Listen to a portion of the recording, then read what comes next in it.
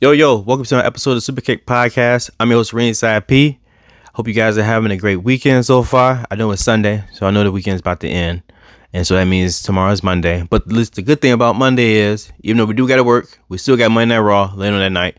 And we got part 2 of the draft. So today, I'm going to cover part 1 of the draft from Friday Night SmackDown. Go over some of the matches, some theories. You know my usual stuff I usually do. But before we get started, I want to make sure I thank you guys for always tuning in. So thank you guys. I greatly appreciate that. Make sure you like, subscribe, share, comment. If you haven't already, do so right now. Hit the button.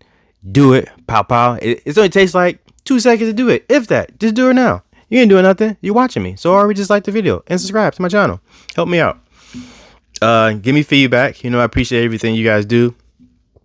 I appreciate just the love, man. Like everything that you guys tuning in weekly, taking you guys' time out of your guys' day just to see what I'm up to. Listen to me talk about wrestling. Hope you guys enjoy, what I talk about. Obviously, you must if you're here. But if you're first time here, check me out. Let me know what you think. Hopefully, this isn't the last time. But for the last time, people, thank you for being here. Hey, it's been real. Been a thin slice. Like I said, man, give me feedback. Check out my reels. I'm also on Spotify. So if you can't watch me on YouTube, you can listen to me on Spotify. Hopefully I get in some more different platforms, maybe Apple Podcasts or whatever the case may be, some other stuff. My reels on IG, my shorts. I haven't been posting on TikTok like I should. Maybe I get back into that it depends. I think they probably banned TikTok. I think it's about to get banned. So I might not even do TikTok, but I probably should do it in the meantime. So we'll see. What else? Check out the Superkick store. I got merch up there. Possibly come out with some more designs. So be on the lookout for that. Hopefully soon. What else we got going on? We're doing some lives this week, so check me out. I'm gonna let you guys know. Post on my IG stories where you can catch me at. So make sure you tune in. I definitely know I'm doing one Friday. I'm not sure of the time. I gotta clarify the time. But by Monday, I'll let you guys know where I'm gonna be at. Check out my what ifs, which are also up, which are pretty much fantasy matchups. So stars of the past colliding with stars of the current era, or 2 stars of the past colliding against each other, just to see who would come out down as the victor. Using WWE 2K. I haven't even sat down and even played the game. I just been using the game and just watching the game in that manner or whatnot. But it's a dope concept. I'm sure you guys will enjoy it. Story behind it or whatnot. I put it into each episode of that. Trying to make sure I'm trying to get down a certain time that I want to drop everything. So I know I get the days.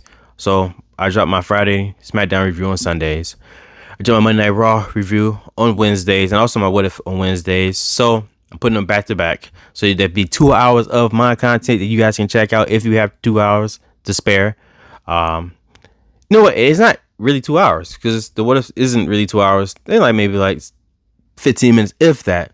Sometimes the pod runs a bit long, but I always appreciate you guys taking your time out of your busy days to check me out. Yeah, man, just keep doing what you guys are doing. Hopefully, I'm thinking about doing another contest soon to kind of show my appreciation to you guys for always tuning in, supporting me. So I want to do something about that for you guys. Possibly another gift card. I don't know yet. Give me some ideas. Let me know. Make it reasonable. Nothing too crazy that I can afford or can't possibly do. But yeah, man, let's get into Friday Night SmackDown. Since it is day 1 of the WWE 2024 draft. Everyone's up for what everyone isn't up to be drafted on night 1, which is weird. I don't know why. You think if it's draft, all the roster is available to be picked from, but it's not. It's only a certain sector or roster that is picked from superstar wrestlers that you can pick from on night 1. And then night 2, which concludes on Monday Night Raw. But the televised part concludes on Monday Night Raw. And that's just a certain pool of wrestlers that you can pick from too. But we start off Friday Night SmackDown with Cody Rhodes, AJ Styles, contract signing, which ends peacefully, which is weird because I think we just been so used to all of these contract signings ending in a physical altercation that when one doesn't, it's like, yo, like what are we missing something? Was something supposed to happen? But when you really think about it, that's how they're supposed to go. You're not supposed to be throwing people through tables, hitting them with chairs, or punching people in the face at a contract signing. It's a contract signing. You sign the contract, you get up out of here, and you wait till your match. But in the world of WWE, you gotta have chaos. And so we didn't see any chaos, and it was like, oh, that's weird. Whatever. But maybe it's on brand for Cody Rhodes because he's not a chaotic person. This version of him right now isn't a chaotic person. He's kind of just chill, man, and mellow, unless you upset him or whatever. And then, he gets a little like angry. But for the most part, he's pretty chill dude. So we got AJ Styles versus Cody Rhodes at Backlash. And I think I've said it before. I kind of wish that they would have had more build up to the match. So it could kind of mean more. Because I think we already know that Cody Rhodes isn't losing, man. Like, he spent 2 years trying to finish the story. And that's the thing, too. I feel like we've been accustomed to a long story built up because we spent 2 years with Cody Rhodes, and so now they have matches that seem to kind of be rushed, especially for the World Heavyweight Championship and the WWE Undisputed Championship. Doesn't seem right to me. It feels weird, and that also makes me feel like these guys aren't gonna win. The current champions are going to retain just because it hasn't created enough suspense for me. Story wise, but I know that AJ Styles can go. Cody Rhodes obviously has skill, so we'll see. But I'm picking Cody Rhodes. I'm sure a lot of you guys are already picking Cody Rhodes too as well. But what do you guys think? Let me know. Also, man, I guess the other big thing is what is really next for Cody. He finished the story, but now what? And everybody wanted him to finish the story, but maybe we never thought about what would really happen after he finishes the story. What does he do? It's the end of the game. What side quests does Cody Rhodes have to do? There are none. Yeah, he just fights challengers or whatever, but the main story was finishing the story against Roman Reigns and whatnot, and dethroning Roman Reigns, and he did that. And like I say, now what?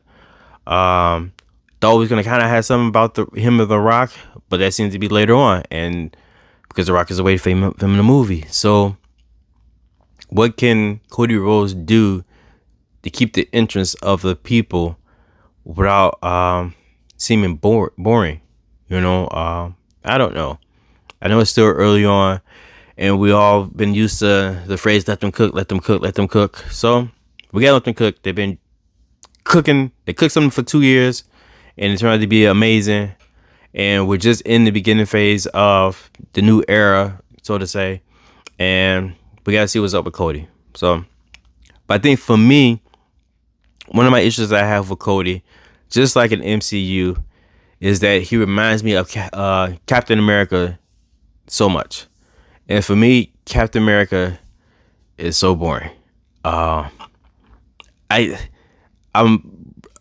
rather an Iron Man, Tony Stark's fan, just because the character wise, in comparison to Captain America, I don't know, man. He just doesn't have. It doesn't seem like he really had the big personality. And even though Cody Rhodes does have a personality, he is boring, man.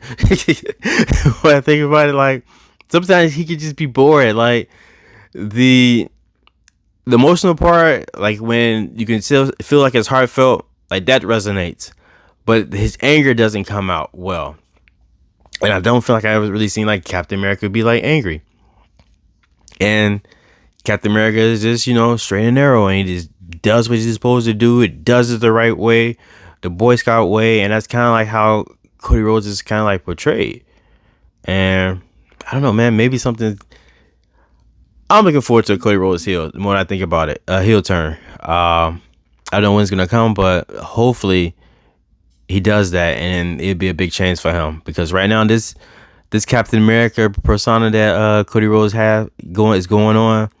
I don't know, man. It's not working out for me right now. Unless he needs to go against someone else that can clash against his personality pretty well. I don't know who that is right now for him. But we'll see.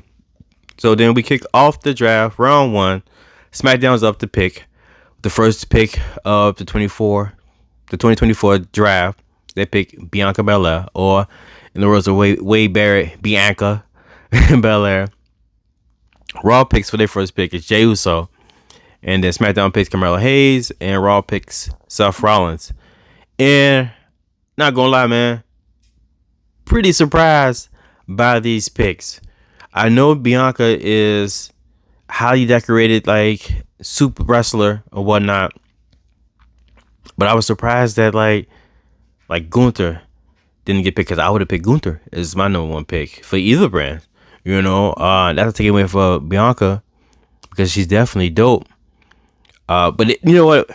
It is great to see Bianca, Jey Uso, and Carmella Hayes taken in the first three picks of the draft. Like that says something right there. And I hope by them picking these wrestlers first means that they're gonna really like back them and really put like some real like story behind them and make them be like superstars, especially like Carmella Hayes. You know, which I'm gonna talk about a little bit later on as well. Because Seth Rollins, he's Seth Rollins.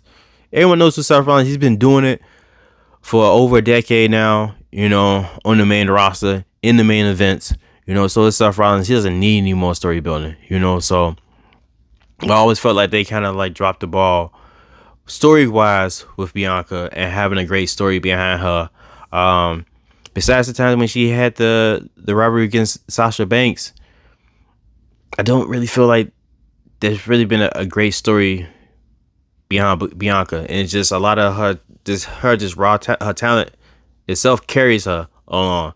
So I just hope creative can do a better job with just crafting stories with Bianca. And it kind of looks like she's about to be a tag team champion with Jade Cargill, which is different and which is new for her. So that's something, a new path. And maybe they can help elevate these tag team championships to new heights and put some prestige behind them. And if WWE wants to, I think they should just have them just go against each brand, you know, and showcase their talents and the other women's talents that they have on the rosters or whatnot. I think it could be a good thing for them. I don't see Kabuki Warriors winning at Backlash, and like I say, I hope they can able to do more by putting these titles on Bianca and Jade Cargill, which is probably going to lead to some feud between Jade and Bianca later on, which I think we're all here for, and we know that's coming. Just don't know when. Hopefully they can kind of build that up into something, because I think Jade is probably going to resonate greatly as a heel character versus a face later on, but we'll see. So after that, we get into LWO and Legado del Fantasma have a match. Turns out, hey, it's what we knew all the time, the whole time. Carlito attacked Dragon Lee. Carlito, like, I think we all knew that he attacked Dragon Lee. It wasn't a secret. They didn't really hide it too well. And I felt like it was a little drawn out longer than it needs to be. Maybe because, you know, WrestleMania, and then you got all this other stuff going on, so now that story kind of gets pushed to the side. But I wonder what's gonna end up with Carlito. Is he gonna end up in Legado Fantasma, or is he gonna kind of just be one off and just kind of do his own thing going forward? What was crazy was when they was in the ring, they were celebrating LWO. Carlito is so much taller than Rey Mysterio and Dragon Lee. Like, dude, like what? I haven't noticed that. But yeah, like I said, man, we all knew that Carlito had attacked Dragon Lee. It wasn't a secret. But I wonder what they're gonna do with this. I think Carlito has another good WWE run in him, if not great WWE run in him. He's still in phenomenal shape, and I think he can still go. But we'll see, you know, going forward. After that, we had Braun Breaker had a match against Cedric Alexander in another squash match. And I'm like, man, like, I'm tired of these squash matches, man. Like, I don't want to see any squash matches with Braun Breaker, because I've seen highlights of him and he's able to go. You know, like he has a dope moveset that I feel like he doesn't really get the showcase right now on the main roster for some reason. And it's almost like he's booked like Goldberg in a sense, and I don't want to be booked like Goldberg, even though I think that Breaker is a better athlete and better wrestler than Goldberg is. But I don't want to be. I want to see him actually like wrestle, man. Like we know that he's Rick Steiner's son, so we know that he got moves, and we know that he's dedicated to the business, and he knows the business of wrestling and whatnot. So I want to see that. I don't want to see him just squashing people. I'm gonna start calling him Bromberg in a minute. If we can't see any difference in him, but we'll see. So then we get into round 2. And first pick of round 2, SmackDown, they pick Randy Orton, RKO, which is no surprise to me. It's Randy Orton, man. He's a legend. He's always great. And it's going to be great to see him go against Cody Rhodes, because I know that's happening. That is the matchup that I think that we all are looking forward to. Well, one of the matches that we're looking forward to between Cody Rhodes is him and Randy Orton, because they have the history together for years ago. They're inner groups together. So yeah, man, that's going to be cool. I don't know. That could be a good SummerSlam match. Cody Rhodes versus Randy Orton, but we'll see. Next, SmackDown picks Nia Jax, which is a good change up for her. Just because I felt like, even though I talked about that, I understood that why Becky Lynch won the Battle Royale last week. I definitely would have given to Nia Jax. She's been dominant. I think she would have been a dominant personality and wrestler just to be able to hold the title until Rhea Ripley comes back from injury. But they could be doing some different direction, possibly building up this next pick, which is Liv Morgan for Raw. Keep her over there, building her storyline up, and so eventually she probably becomes champion, and then Rhea comes back, and then you have that. So with Nia moving over to SmackDown, whole new playing field, more dream matches, because we can get Nia versus Bianca, we can get Nia versus Jade, because they should have some beef from the Royal Rumble. I think Nia could definitely be WWE Women's Champion over there on SmackDown. Maybe Clash at the Castle or SummerSlam. Either way, you know what? I got Tiffany Stratton winning Money in the Bank, and I think I got Nia Jax winning the championship, possibly SummerSlam, if not sooner, but possibly SummerSlam. What else is next? Also, we got, I think I talked about Jade Cargill and Bianca possibly being champions already, which is crazy. But I don't know. I guess I didn't expect it so soon. But if you're gonna make them champions, that must mean that they want to put some story behind them and start pushing the story for them. So that's cool. Solo has gloves. His hands aren't cold because it's about to be summertime. But I'm liking this whole like enforcer look to him. Like he was enforcer. He's always been an enforcer, but now he has actual like different look to him, and he's trying to assume the role of tribal chief, or at least being the leader of the bloodline while Roman's away. You got Tonga out here running wild, attacking people, doing crazy stuff. But I'm liking the imagery of how Solo looks out here. The gloves, the shoes. Man, it wasn't so much a big change for me to watch him go from not having shoes to wearing shoes. I'm looking forward to them hopefully building him up as an actual like star. He had that match against John Cena, and after that it's just been week after week of match after match for him. So now that Roman's away, now we can try to focus on trying to make Solo a star, and just kind of making, outside of the Usos, who already are established, and they have, what the Usos have done in WWE, and they still got time. They still got years in them to do more. Solo, who's new on the main roster, and he came through like the first year and he was dominant, and it was like, man, like sooner or later he's gonna be champion for something, a mid card champion or whatever.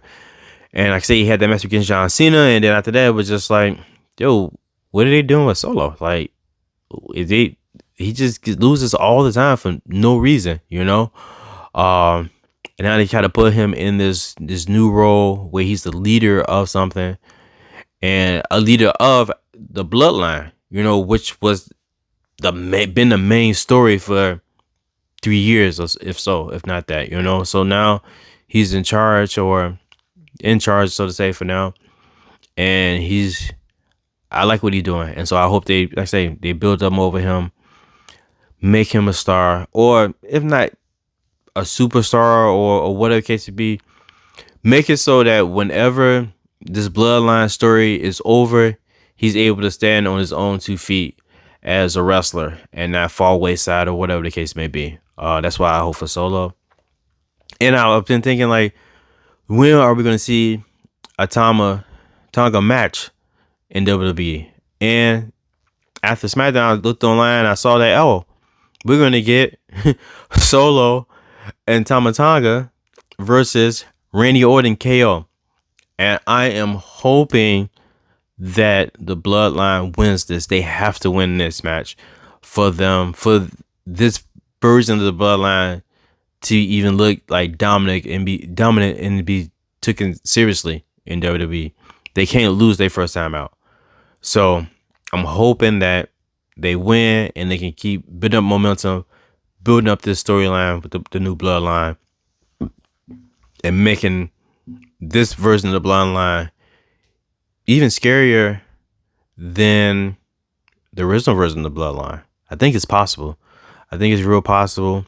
You got 2 enforcers out here with different personalities, but they blend well together so far. I haven't seen them wrestle together, but I'm gonna see it for the first time in Backlash. But man, I'm hoping great things. I'm hoping like tag team moves, like Roman and Solo had with the Spirit and Spite together, So we'll see, man. Like, I'm never disappointed when I see the Bloodline on screen. It just seems to get better and better each week, more intriguing, more interesting. More will be revealed. We know we can still get other members of the Bloodline that haven't debuted yet. Who knows when they're going to debut? But this is the main storyline, and it's good to see like a storyline still after WrestleMania still uphold and still carry on. We still want to see more of it. Like, I'm not tired of it. I don't know if you are, but I'm not tired of seeing the Bloodline storyline. But if you are, let me know. What do you think next for the Bloodline storyline, or just a Bloodline in general? One of the biggest thing of the night was that Roman Reigns took himself out of the draft, which makes perfect sense because, like, he's not active right now. He's off. He's doing his side quests, movies or going to Disney or whatever the case may be. So he needs a break. So we're not going to see him for a minute. And I think this allows him to, whenever he does come back, kind of just float around and he can be wherever he wants to be. And I think that's just even better for the Bloodline storyline. Like, you have a Roman Reigns who's able to roam around like a free safety in a sense, pop up on Raw, maybe have some interaction with Jey Uso in a way, go back to SmackDown, have interaction over there, or he can interact with Jey, he can interact with Seth, still so much is he can do, and so much is open for him to do when he does come back from his hiatus. But we'll see. We get into round 3 of the draft. We got LA Knight taken by SmackDown. We got Ricochet taken by Raw. We got the Bloodline drafted to SmackDown, and Sheamus drafted to Raw. Which is crazy because if Roman was still in the draft, obviously you would have to have taken the Bloodline with number 1 pick. Who wouldn't have? So it says a lot that the Bloodline themselves drop down to the third round of the draft. But say we'll see though. And I was hoping that LA Knight was gonna pop up on Raw, get drafted by Raw. I think LA Knight needs to be on Raw when Raw goes to Netflix, so he shines now, but I think he can shine even more and brighter on Raw, just with the abilities to say edgier stuff on Raw, if possible. If that what I read was true, I think a lot of time he has to like filter himself or censor himself down just because he's on like Fox or whatever the case may be. So I was hoping he's gonna end up on Raw. Maybe he can make some appearances over there and we can see. Sheamus is Sheamus. Obviously we're probably gonna get some more Sheamus versus Drew McIntyre on Monday Night Raw. Sheamus can definitely be in the world title picture. It is a good switch up as we're seeing. I don't know what's up with Ricochet. I'm pretty sure that he's gonna win that Speed Championship, which is cool because he deserves to be champion again. He's been killing it. He always been killing it. He sells unbelievably, like he can make anyone look amazing in the ring when you go up against Ricochet. But yeah, so I want to go into round 4. Oh well, I go into we get triple threat match for the WWE Women's Championship between Bayley, Tiffany Stratton, and Naomi at Backlash. I still think Bayley's gonna win. Bayley is also my superstar with Super Kicks of the Week, but I get into that in a second because I gotta look those up. Round 4 of the draft is AJ Styles, Alpha Academy, which is weird because Chad Gable just came out there and ripped them apart. So I didn't even think they were still even a faction together. I'm surprised that they got drafted and that they actually got drafted like on that televised draft. Like I thought that would have been something that would have been off camera or on the internet, on social media or whatever. So that's interesting there because I still feel like it's time for Chad Gable and the Creed brothers to link up and form their own group. And so I'm thinking like you already have Ivy who's cool with Maxine Dupree and she's cool with the Creed brothers. So where does that leave her? And if the Creed brothers join up with Chad Gable, interesting. We'll see about that. We also had Andrade get moved over to SmackDown, which I think is a great fit for Andrade because I think he's going to match up well with the ability, that if LWO and Legado for Matasma gets drafted to SmackDown as well. I want to see Andrade mixed up with those guys because they all have like a similar style that matches well with each other. Not saying that Andrade can look good with anyone else in the ring, but I want to see the best matches with Andrade, and I think those are some of the best matches I've seen him with that he can do over there on SmackDown, at least if he has those guys with him. So I'm hoping that LWO or Legado del Fantasma get drafted to SmackDown, will stay drafted to SmackDown so they can mix it up with Andrade. We also had Kiana James get drafted to Monday Night Raw, which is another NXT star moving on up over there. So that's cool. That's a great thing for her. I don't know much about her because I don't get the time to really watch NXT like that. But the little video package they put together, she almost reminds me of an IRS type of character in a sense. So I'm looking forward to see more of her on Monday Night Raw. It seems like she has the build for it, the in-ring ability, so look forward to seeing what she can do over there on Raw against like maybe a Becky Lynch or a Liv Morgan if she's still a face at the time, but we'll see. And I'm also expecting more NXT superstars to be moved up. I don't know who, but I would assume there'd be more Dragunov, because he lost the NXT championship to Trick Williams. So obviously, not obviously, but I would assume that he's probably going to be getting moved up soon. What else? think about it, because I mean, we got part 2 of the draft, which is Monday. We had some stuff. Other people get drafted too as well. I'm gonna put that up there instead of just naming all of them because I don't remember. I'm putting it I know like Baron Corbin, Zoe Starks. It was Shayna Baszler, some other people. Ivar. All these people who got drafted. So I'm gonna put that up so you guys can see that. And then the match that ended the night was Carmella Hayes. Because when he got drafted, he came out and he talked to Cody Rhodes and he says, "Hey, I'm him. You need to come beat him because I don't miss, blah, blah, blah." And so Cody was like, "Yo, man, well, I ain't got my gear. Psych, I got my gear. It's in the back. I'll see you in the ring later tonight." They had a match at the end of the night, which is also surprising because I felt like the last couple times that Carmella Hayes was on SmackDown, he lost. And you can't beat him if you're losing. The same way you can't be main event Jey Uso if you're losing. So I don't like that. Obviously, I don't expect him to beat Cody Rhodes, in his first night on SmackDown.